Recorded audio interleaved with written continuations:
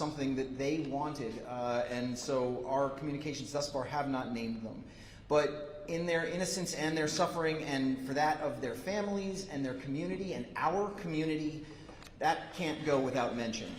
And next, I want to share details about this incident and the investigation as we currently know them. And all of this is preliminary information for an investigation that is ongoing. And this is only the beginning of this investigation for our detectives, for the Office of the State's Attorney, and for our federal partners as well. We allege that Jason J. Eaton, 48, committed 3 acts of attempted murder. On Saturday, November 25th of 2023, at approximately 18:26 hours, in front of an address at 69 North Prospect Street, we received calls that people had been shot and there had been gunfire. Officers arrived and found 2 men shot at that location, being tended to by people from the address who had brought out blankets to cover them. It was a very cold night. Both of these men were incapacitated by the gunfire, but they were talking and conscious. Another individual was located on a street to the east, also suffering from a gunshot wound. That individual was transported directly to the hospital by Burlington police officers. The first 2 young men were treated on the scene in an emergency response sense by our great partners at the Burlington Fire Department, and then were transported to the University of Vermont Medical Center. This began now an investigation. Unfortunately, we have become all too good at this in this city. We have gone from a city that routinely saw 2 gunfire incidents a year to a city that saw 26 last year, and I believe this was number 16 or 15 of this year. We responded. Our detectives were called out. Our identification unit, or the CSI kind of unit that we have, was called out, and so was the Chittenden County Gun Violence Task Force, which was a creation of Alex Schmidt at the ATF, of this police department, and of partners at Milton, at Colchester, at the South Burlington Police Department. All of these members responded to this incident, and we began the things that we do: evidence recovery, a canvas. A partner with Fish and Wildlife brought a canine. That canine did a track, but was most instrumental in finding additional evidence at the scene that was hidden and obscured in the grass. We recovered ballistics evidence at that scene. We recovered shell casings from a .380 semi-automatic, and that was Hornady ammunition with a red tip. Both of those things aren't entirely usual. They're not uncommon, but we see 9mm more often than we see .380s, and that was something of note. Obviously, this was only the beginning of an investigation. The young men were interviewed by detectives. They stated that the person had not made any comments to them and had merely approached them while they were walking down the street, essentially minding their own business. And they were speaking in a mixture of English and Arabic, which is their wont. 2 were wearing keffiyehs, and they had no knowledge of this individual, had not encountered him before. He stepped off a porch and produced a firearm and began discharging that firearm. We recovered rounds, ballistics consistent with 4 rounds, and all 3 of the individuals of the young men were struck. Our detectives worked that scene. We closed the scene once we had recovered all the evidence that we could, and we began the processes to follow this through in the new day. So on Sunday, we began new interviews with witnesses, with the victims who were available to us. One was not, owing to medical treatment. We began recanvassing. Patrol officers, which are the backbone of any police department, had done that kind of work at the initial response. Canvasses, knocking on doors, attempting to see whether there were cameras in the vicinity. Unfortunately, we did not have a lot of good camera coverage as we have in other incidents in our downtown. But today, on Sunday, detectives began to do that again working with detectives out of that Chittenden County Gun Violence Task Force, and with new partners too. So not only are our normal long-term partners in the ATF, but new partners as well, folks with whom we have strong relationships but don't have occasion to work as often, but were brought in by the tremendous amount of concern and attention that this case garnered at the highest levels of government. I received personal calls from both senators, from our Congresswoman, We knew the governor was paying attention to this case, and we knew that it was being addressed at the highest levels as well, as the mayor's phone call with the president just now indicates. The FBI brought in a number of people and were able to augment our resources as we pursued this case. At approximately just after 3:30, at approximately 15:38, during a door knock canvass at the location of the shooting, members of the ATF knocked on a door that had been closed the night before. Officers that the previous night had done a sweep of that entire location for both investigatory reasons and for security. So armed officers went through that apartment building, but we did not have probable cause to go into every single apartment. So if people answered the doors, we spoke to them. And if they didn't, or if the apartment appeared closed, it is in fact a holiday weekend, we had no legal authority to go into units in that moment, especially since at least one witness had indicated that the shooter had in fact left the scene heading north. And so the notion of being able to just enter apartments was not available to us. We instead did this re-canvassed door knock. And upon knocking on one door, the ATF agents were greeted by a man who stepped out of the door towards them with his palms up at waist height and stated something to the effect of, "I've been waiting for you." The ATF agents said, "Why is that?" And the gentleman said in some substance, "I would like a lawyer." He stepped into the hallway. They moved between him and the door and said, "Well, why is that?" He stated, I would like a lawyer. "Do you have any guns in there?" He stated that he had one. They asked if he had any others. He stated again, "I think I would like a lawyer." At that point, he was detained. He was taken to our police headquarters by a marked cruiser of the Burlington Police Department, and we swept that location only for security, which is a different level of sweep than a search. Closed the locations, secured it, and then obtained a search warrant, working closely with the state's attorney's office and with the U.S. attorney's office to make certain that that warrant was something that was going to be useful to both if it came to being something that we would use either with the state's attorney or with the U.S. attorney. We conducted investigations during that time as well, including finding out that the gentleman in custody, Mr. Eaton, had purchased a .380 recently. We discovered that there was we spoke to some people who knew him. The warrant was granted by a Vermont judge, and it was executed at approximately 21:53 hours. And at that point, during that search, we recovered a .380 firearm and Hornady red tip ammunition. ATF tests through the National Integrated Ballistic Information Network, or NIBIN, have since connected that firearm to the casings that were recovered at the scene of the shooting. You know, cops often say that it's better to be lucky than good, but it's really even better to be both. And I believe that's what we have here. We certainly had a lot of incredibly good work, but to go to an address and find that individual in this way too is a little bit more than just good work. We have a lot more to do, however. Even with this arrest, we are still working. There is more investigation to be done, and that includes trying to determine motive.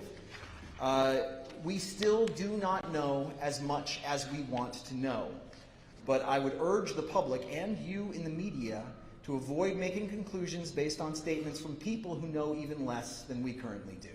We are working hard to find out this information, and we are nowhere near the end of this investigation. But we are trying to determine what we have beyond the knowledge that, yes, this person, we have full probable cause to believe, committed this horrible, horrible crime. Our next step will be building that case to make certain that it is as strong as possible when so that we can deliver it to the state's attorney.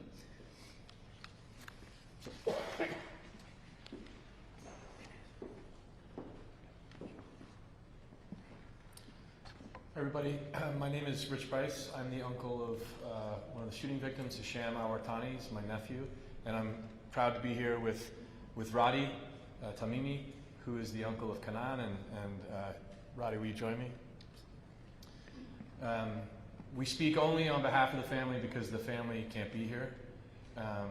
I want to say that these three young men are incredible, and that's not just proud uncles speaking, but it's true. They are They have their lives in front of them. They are committed to building incredible lives. They each go to great schools.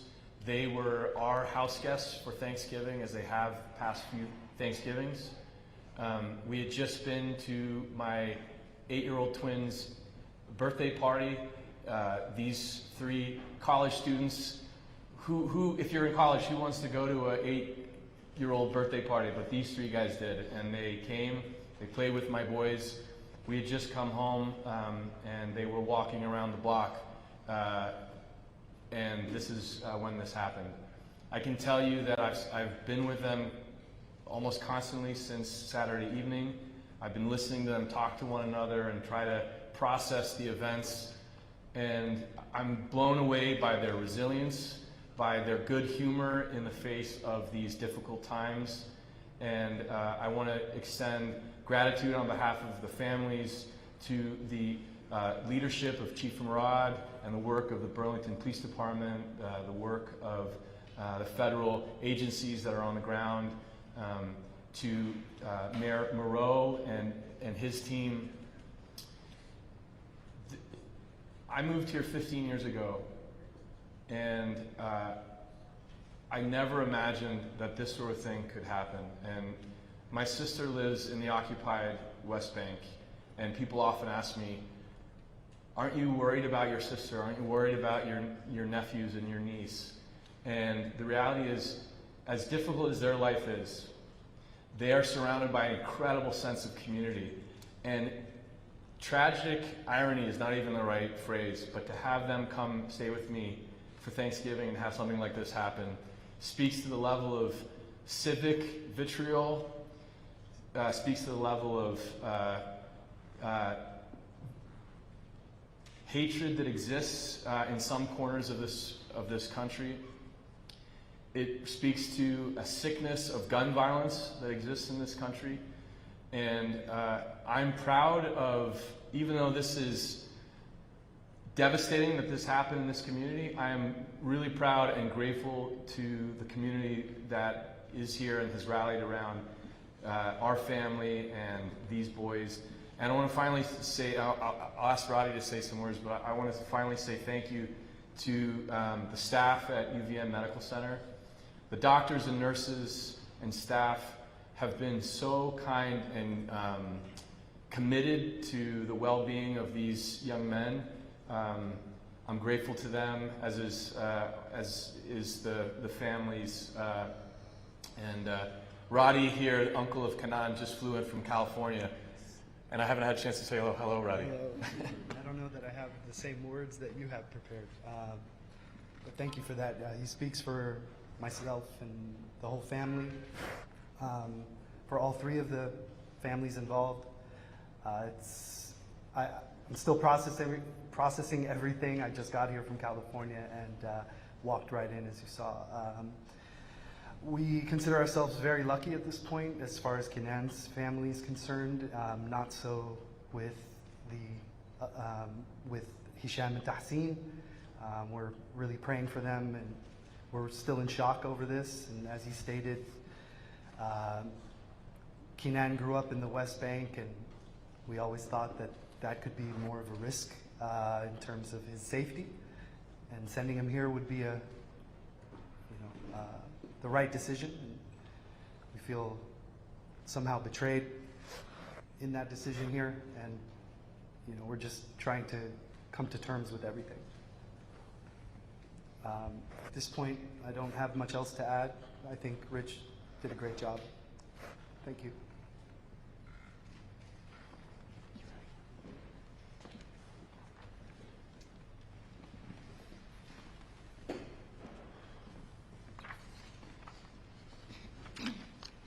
Good afternoon. My name is Sarah George. I am the Chittenden County State's Attorney. I want to start by stressing how infuriating and atrocious this situation is. My office joins the community in the outrage over the gun violence we are experiencing in our community and our state. We join in the outrage over the hate and inhumanity shown to Hisham, Tahsin, and Kanan. Today, our office filed charges against Mr. Eaton, specifically 3 counts of attempted murder for the senseless, unprovoked violence against these 3 young men. These are 3 life felonies, and although we do not yet have evidence to support a hate crime enhancement, I do want to be clear that there is no question this was a hateful act. We currently live in a world of divisiveness and hate rather than inclusion and love. Our media and our social media are often filled with harmful and false rhetoric that provokes hateful beliefs and pits us against one another. When this rhetoric is coupled with a nation obsessed with firearms and easy access to the same, violence is not just predictable, it is inevitable. As much as we claim otherwise, Vermont is no exception to this. We must, as a community and state, stand strong against hate and divisiveness. We must see the humanity in each other and unite as one community in one state that will not tolerate this hate. And we must reckon with the reality that Vermont has one of, if not the highest, rate of gun deaths in New England. In the meantime, as our community grapples with this reality, my office will continue to work closely with the Burlington Police Department and our federal partners to hold Mr. Eaton accountable and any others who commit such horrendous violence in our home. Thank you.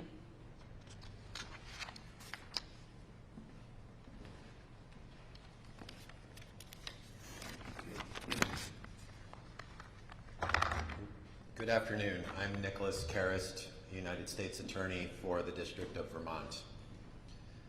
First of all, I would like to express my empathy and condolences to the 3 victims and to their families and the affected communities. Rich and Roddy, your perseverance and your statements today are moving and profound, so thank you. These shootings are another example of senseless gun violence that needs to stop. I truly wish the 3 victims a speedy recovery and a return to as normal a life as possible. Second, I would like to offer my thanks and deep appreciation to our law enforcement partners, especially the Burlington Police Department, the ATF, and the FBI. They have all brought the full extent of their resources to bear on this ongoing investigation, including, among other things, ballistic matching technology provided by ATF and victim services and computer and cell phone analysis provided by the FBI. Finally, as for the ongoing investigation, I have no comment on the evidence uncovered so far or the charges filed by the Chittenden County State's Attorney's Office or the likely path of this case as the investigation unfolds. I can say that my office and the Department of Justice as a whole, including the Civil Rights Division, will follow the facts where they lead. The priorities of the Attorney General of the United States and my office are to protect public safety, ensure civil rights are protected, and to follow the rule of law. Following the rule of law means not making prejudgment and requires following the facts where they lead, and that's what we intend to do. Thank you.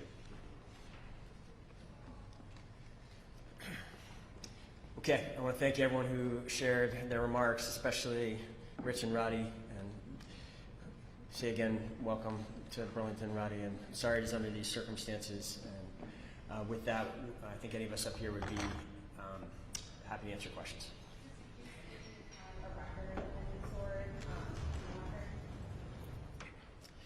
Here in Vermont, we have one traffic interaction. We believe that he arrived sometime in the summer and has not been a resident here for long. We believe he came from the Syracuse area, and we have made contact with people who knew him there. We are working on developing whether or not there are additional records in other places. But insofar as Burlington goes, no, it does not appear that he does. It also appears that he's a very recent arrival here. And Chief, you mentioned that the suspect welcomed the officers effectively a day after shooting these young men and said, "I've been waiting for you." How did the officers react? And what was the suspect's mood and general disposition? So the suspect, it was not our officers. These were agents with the ATF, really terrific men who are embedded in this community, work regularly with our officers. They encountered him, from what I understand, in sum and substance. It was a matter of knocking on the door, appearing. He appeared very nervous. He was shaking. He produced his hands empty, stated, "I've been waiting for you." Why's that? "I think I need a lawyer." "Do you have any weapons in there?" "There's a shotgun inside." "Anything else?" "I think I need a lawyer." And at that point, he was detained. His affect was remarkably, there was shakiness and a sense of concern, but also something of a lack of affect. I watched his being presented with the information that he was going to be charged with attempted murder ×3, and his reaction was negative. There was very little reaction, an affect-less reaction to the information that he was going to be charged with attempted murder ×3. Can you tell us about... Here's how I would like to, we've got a lot of people interested in answering questions. I'll try to moderate, and if you could raise your hand, and I'll try to recognize you. So go ahead. Thank you so much, all of you, for sharing this information, and thanks to the families for being brave and sharing your story, too. Can you tell us the condition of the 3 victims, and can you also tell us if you know a religious affiliation for Mr. Eaton?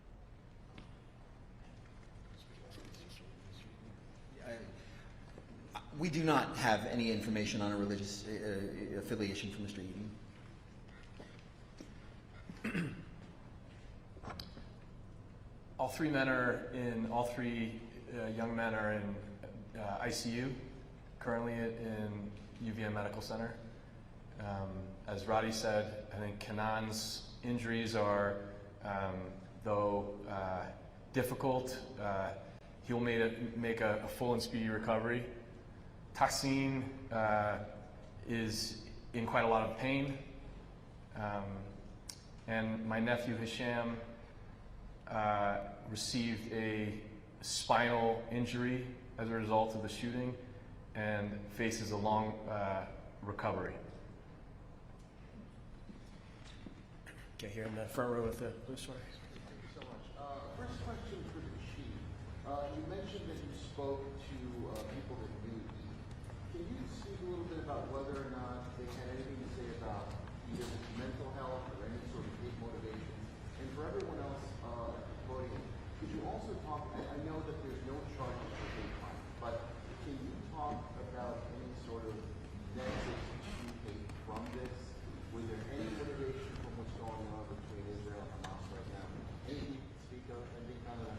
So I think the state's attorney's phrase is the phrase that matters. Whether or not this is a hate crime by the law, it was a hateful act. It's one that we abhor, and anybody who steps out from a porch and attacks 3 random passerby for whatever reason is expressing a form of hate.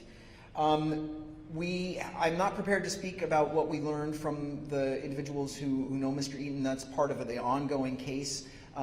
We are working hard on making these kinds of determinations. Among other evidence that was recovered at the apartment is computer evidence. We will be making efforts with the great assistance of the Federal Bureau of Investigation and the incredible skill sets that they can bring to bear on looking into those devices and seeing whether or not we find histories. We know that in other instances, in other places, there have been writings, for example. There have been things that people have left, social media ghosts and things online that have given us the opportunity to impute motive. We do not currently have that, and what we do have I'm not yet prepared to discuss at this stage of the investigation. Okay, Mike, go ahead. Could you talk about your agents and exactly what happened when they got there? I mean, was it their training? Was it their experience that the ATF agents just felt it was something Mike, I'm going to The chief described the situation at the door. To be frank, Chief Murad knows more exactly about what happened at the door than I do. So if there's more to add beyond what the chief said, he can do that. Otherwise, we're going to have no other comment about what happened there. Well, like his own guys to speak. Mike, I'm going to speak on behalf of the federal partners here today. Why are you Muslim? Okay, in the second row here. Can you tell us what you know about how and when the weapon was acquired? Was it acquired legally, recently? It was acquired legally through a federally licensed firearms dealer here in the state, and there were no flags on that purchase that we know of. And it was acquired only a short while ago, a few months ago, I believe. Okay, in the back row. Go ahead, Sam. For Chief Mira, do we know whether Mr. Eaton has any previous criminal record? Thanks. As I mentioned before, here in Vermont, we have a traffic stop in our system right now. We are working to determine whether or not there are additional criminal history acts in any other locations. We believe he came from the Syracuse area in New York. That's obviously someplace that we'll be looking at. Go ahead. You got another one. Yeah, just another question. Was the public ever in danger? There was no lockdown. There was no citywide text message. Was the public in danger for those hours while we flood? That's a great question. So there was a press release done within in less than an hour from the incident. We did close the location where it happened in order to facilitate investigation. We did not have any information that made it something that was an act that might have had wider public safety implications. Look, there are times where we have acts of violence in this city, and there's always the opportunity for that act of violence to either affect the people that it's targeted, affect people who are in the nearby vicinity, or to have wider implications as well. Last, as the mayor mentioned, we are currently still working on a double murder that occurred in the beginning of November. These acts, when they happen, have the potential to hurt many people. We do not lock down an entire city for something like that, absent there being other kinds of circumstance. In this case, we did not have that. And as I said, this was a matter of trying to figure out what we had and working as quickly as we could to address that. Can we just well, if you want to be recognized again, I'll come to you in a second. Can you go ahead first, Pat? Hi. Chief Murad touched on this, looking for, regarding the hate crime situation and how you have to go through computers and his writings and things like that. But I'm curious, in general, for hate crimes, what are some of the caveats, the legal caveats that you have to prosecute for a hate crime, and how difficult is it to prosecute a hate crime? Thank you. I can answer that. We are very lucky in Vermont. We don't have a lot of these incidents occur, but it's an enhancement of a particular crime that is an additional element that the state has to prove beyond a reasonable doubt. So typically the state has no requirement to prove motive. Many jurors, of course, have their opinions on that, and prosecutors might put forth a theory, but it is not an element that we have to prove. When you add a hate crime enhancement, that changes things. It means that we actually have to prove beyond a reasonable doubt an additional element of the crime. Sometimes that's quite clear based on things that might have been said by the defendant, or things that may have been immediately present in an apartment or online. But we do need direct and great evidence to support that additional element. I would also just say that in this particular case, these are life felonies, and in Vermont, if it is being added to a felony that is 5 years or more, it actually just becomes an aggravating factor to be decided at sentencing. So in this particular case, even with the hate crime enhancement, he would still be facing the same penalty, 20 years to life, but the judge could find an aggravating factor if the state proves that element beyond a reasonable doubt. Did that address your question for Attorney George? Or? My question for you then is, can you assure other young people who want to come to Burlington, no matter where they're from in the world, that they're safe? So again, I think one of the tragedies of this event is that Burlington is a community that seeks to be extremely welcoming and inclusive to all.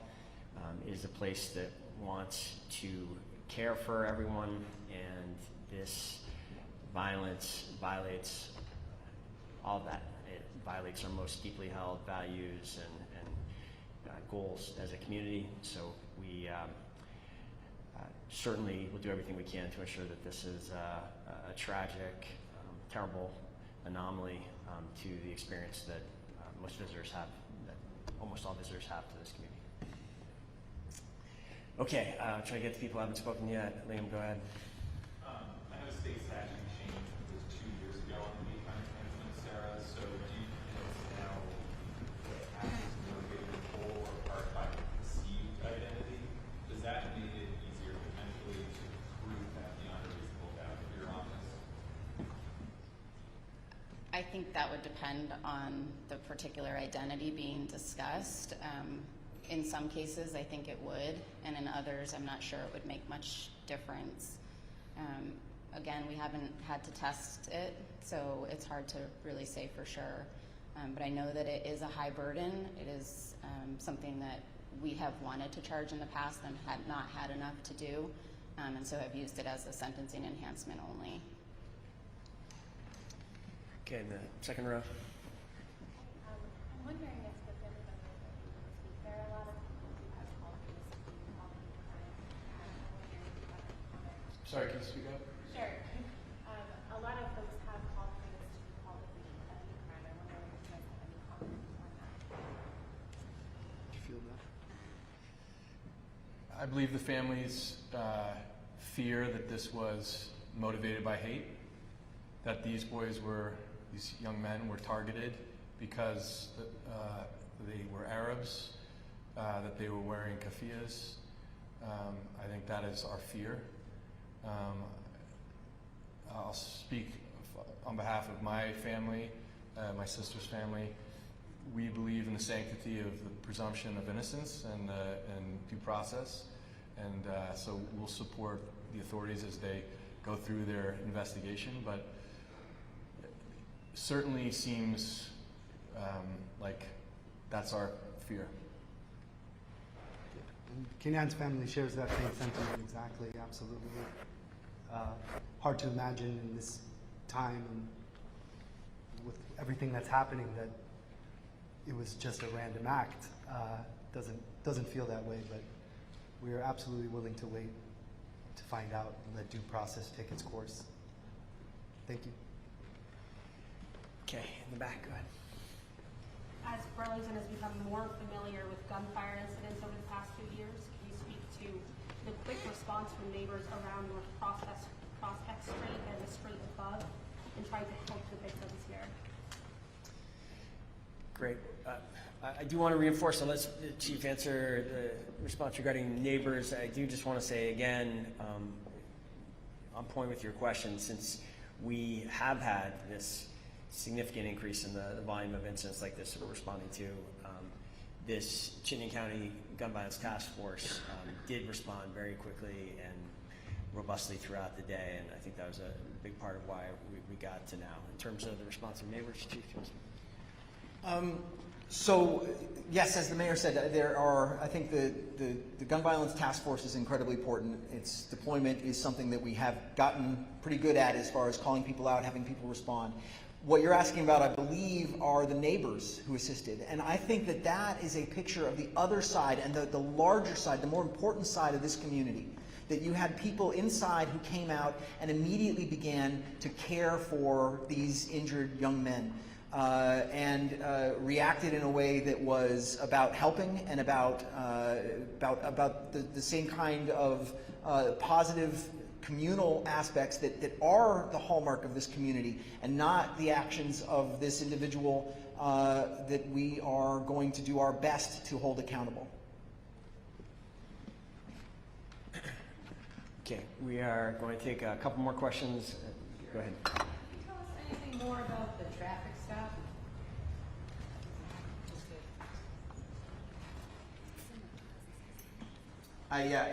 The state's attorney is saying that it was in 2016 or so. I don't have any information about that traffic stop and whether or not there was anything about it. Had there been something about it that caused our investigators to say, I think I would know that, and I don't. So that's my answer. Okay. Colin?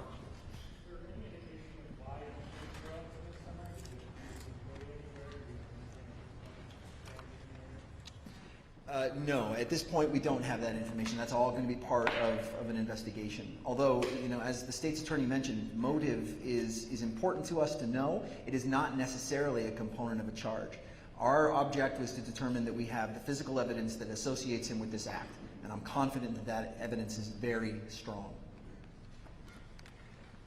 Okay, I want to thank everyone for coming today. I want to say again, thank you to the families for being here. I think a number of us will remain around if there are further questions, but I think we'll end the program here. Thank you all to the members of the press corps from really around the country, around the world for being here, and we'll work to get you additional answers if you need them through the day. Thank you.